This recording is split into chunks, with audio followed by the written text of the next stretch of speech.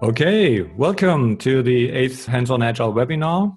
I'm your host, Stefan Wolpers, and today we will be talking about Scrum Master anti-patterns. The Scrum Master.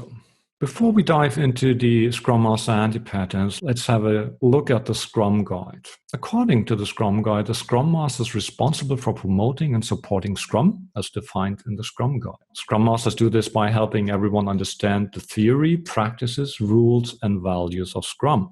So from a team perspective, the Scrum Master is a servant leader. But the Scrum Master also helps those outside the Scrum team to understand which of their interactions, I like this phrase, with the Scrum team are helpful and which are not.